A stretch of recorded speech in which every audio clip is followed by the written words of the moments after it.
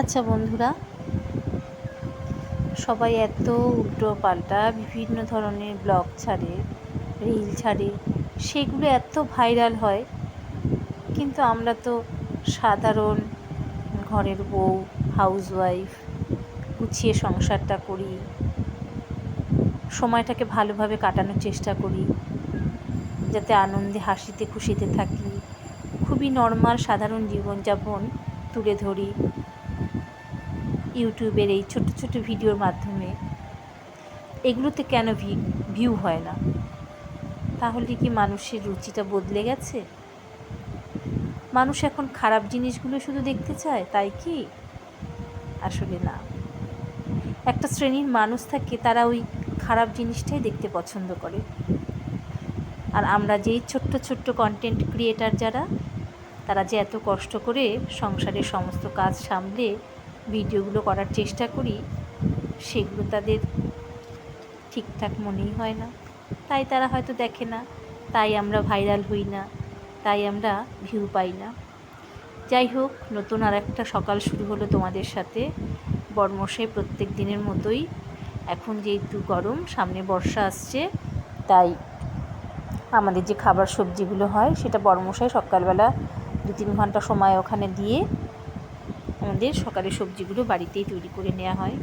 আর আমি ওই যে বাসি জামা কাপড় ছেড়ে চলে গেলাম ফুল তুলতে সকালবেলা। ওটা একটা বড় কাজ এবং একটা ভালো লাগার কাজ। ফুল তুলে এসে তারপরে দেখো, আমি কাঠ উনুনে মাঝে মাঝেই রান্না করি, ভাতটা বিশেষ করে করি। তাই নারকেল পাতা না হলে আমি কাঠ উনুনে রান্না করতে পারি না, মানে উনুনটা ধরাতে পারি না। তাই একটা নারকেল পাতার থেকে পাতাগুলো ছাড়িয়ে নিচ্ছি, কারণ আমার সমস্যা একটাই, কাঠ উনুনে রান্না করতে গেলে ওই সমস্ত কাঠ আমার গুছিয়ে নিতে হয়। এটা একটা বড় সমস্যা। আর যেহেতু আমাদের বাড়িটা একটু বড়, বাইরেরও বিভিন্ন রকম কাজ থাকে, উঠোন ঝাড় দেওয়া থাকে, ঘর গোছানো থাকে, ঘর ঝাড় দেওয়া, ঘর মোছা, একটা সংসারে কাজ তো কম না বলো। তার উপর বিভিন্ন কিছু পরিষ্কার পরিচ্ছন্ন করে রাখা, তারপরে ঘর এলোমেলো থাকলে রাগ হয়। এলোমেলো হয়ে গেলেই মনে হয় যেন জায়গার জিনিস জায়গায় নেই। এবার কিছু বলতেও পারি না, যেহেতু আমার একটা মাত্র ছেলে, সেও অতটা সংসারের কাজ করতে অভ্যস্ত না। আর ছেলেরা কি অতটা পারে বলো? মেয়েরা যেভাবে গুছিয়ে করে। তাও আমার ছেলে হাতে হাতে অনেক কাজ করে দেয়, জল ভরে দেয়, দোকান বাজার করে নিয়ে আনে, ওর নিজের খাবারটাও নিজেই করে, হাতে হাতে টুকটুক করে কাজ করে দেয়, বিভিন্ন কাজ করেও। তবু আমাদের যেহেতু বাড়িটা বড়, সেই জন্য না একটু সমস্যা হয়। একার হাতে কাজ করতে গেলে আমার একটু দেরি হয়ে যায়। আর যেহেতু রাত্রেবেলা তাড়াতাড়ি ঘুমাই না, আমার একটু ঘুমাতে দেরি হয়ে যায়, তাই সকালে উঠতে উঠতে একটু দেরি হয়ে যায়।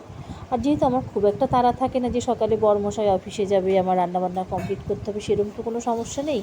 তাই হয়তো একটু গাফিলতি করেই ঘুম থেকে উঠতে একটু দেরি হয়ে যায়। যাই হোক, বাসি কাজ সেরে সকালে বরমশাই রুটি খাবে। রুটিটা করা ছিল, গতকাল রাতে করেছিলাম, সেই রুটিটা ছিল, তাই সকালে একটু সুজি করে দিলাম। আর এই যে খুব একটা রান্নাবান্না ঝামেলা করব না, একটু মাছ করব, মাছ তো ছেলে খাবে না, মাছ আর একটু ডাল করবো ভেবেছি। তো দেখো, তাই কেটে কেটে গুছিয়ে নিলাম, আর ওদিকে একটু বরমশাইয়ের জন্য একটু সুজি করলাম। আর ওই যে বাসি কাজ তো থাকি, উঠোন ঝাড় দেওয়া, ঘর ঝাড় দেওয়া, ঘর মোছা, কাজ কম বলো। তাই মাছ রান্না করেছি, 2 পিস মাছ, ভোলা মাছ ছিল, বড় বড় ভোলা মাছ ফ্রিজের মধ্যে ছিল। আর মাছটা রান্না করে তারপরে যাব অন্য কাজ করতে। তো দেখো, ভোলা মাছ তোমরা কীভাবে খাও আমি জানি না, আমি কিন্তু পেঁয়াজ দিয়ে মেখেও অনেক সময় বিভিন্ন রকম মশলা, আদা রসুন পেঁয়াজ লঙ্কা সমস্ত কিছু মেখে মানে পেস্ট করে নিয়ে মাছটা ভালো করে সর্ষের তেল দিয়ে মেখে নিয়ে একবারে বসিয়ে দিই। দারুণ টেস্ট লাগে। কিন্তু মধ্যে একটু আলু কুচিয়ে দেওয়া যায়, বা বেগুন পাতলা পাতলা করে কেটে দেওয়া যায় একবারে মেখে। তাহলে গ্রেভিটা কি হয়, একটু ওর মধ্যে গ্রেভিটা একটুখানি হয়। আর নাহলে তো মাছের গায়ে ঝোলগুলো লেগে থাকে। আর আমাদের বাড়িতে মানে শুকনো শুকনো খেতে পারে না, যদি শুকনো কোনো কিছু রান্না হয় না, তাহলে তার সাথে একটু ডাল করতে হবে।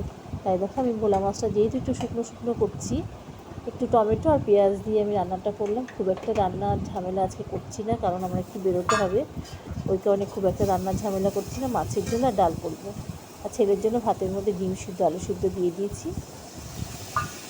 তো এই হলো আজকে দুপুরে রান্নাবান্না সেরে আমাকে একটু বেরোতে হবে, তো সেই জন্য তাড়াতাড়ি রান্না করতে হবে আমার। আর ওদিকে ঘরটা মোছা হয়নি, ঘরটা মুছে নেব, মুছে নিয়ে তারপরে চান করতে যাব। এদিকে রান্না হয়ে গেলে গ্যাস মোছা থাকে, বাসনগুলো মাজা থাকে, কাজ কম বলো সংসারে। তো তোমরা যারা যারা আমার ভিডিওগুলো দেখো তারা কমেন্ট খুব কম করো। ওই যে বললাম, আমার ভিডিও যে সবার ভালো লাগবে তা তো নয়। সবাই হয়তো বুঝতেও চায় না বা বুঝতে পারে না, তাই উল্টোপাল্টা ভিডিওগুলো দেখে, সেখানে ভিউ হয় দেখি। আর আমরা যারা সাধারণ গৃহবধূ একটু বাড়িতে বসে ভালোভাবে সময় কাটানোর চেষ্টা করি, সে আমাদের ভিডিওতে দেখার লোক কম। যাই হোক, যদি ভালো লাগে আমার ভিডিওগুলো দেখো, লাইক কমেন্ট শেয়ার করো। আর যারা যারা এখনও আমার চ্যানেলটি সাবস্ক্রাইব করেনি তারা অবশ্যই সাবস্ক্রাইব করে দিও। প্রেশার কুকারে ডালটা সিদ্ধ করে নিয়েছি। আসলে কী বলো তো, ডালটা না মানে একটু বেশি করে আমাদের ডাল নিয়ে এসছে। ডালটা একটু বড় ধরনের, মুসুরির ডাল যেমন একটু ছোটো ছোটো হয়, কিন্তু আমাদের এই ডালটা একটু বড়, তাই প্রেশার কুকারে একটু ভালো করে সিদ্ধ করে নিই আমি। অন্য সময় মুসুরির ডাল রান্না করলে মুসুরির ডালগুলো ছোটো ছোটো থাকে, একটা সিটি দিতেও হয় না, তার আগে একটা যেই শোষ আওয়াজে প্রেশার গ্যাসটা অফ করে দিয়ে ডালটা সিদ্ধ হয়ে যায়। এই যে মুসুর ডালটা, সেটা একটু সময় লাগে সিদ্ধ, সিটি পড়ে গেলেও তারপরে গ্যাস কমিয়ে অন্তত 15-20 সেকেন্ড রেখে দিতে হয়। রেখে দেওয়ার পর তারপরে গ্যাসটা আমি অফ করে দিই, তাহলে ডালটা বেশ সুন্দর সিদ্ধ হয়ে যায়।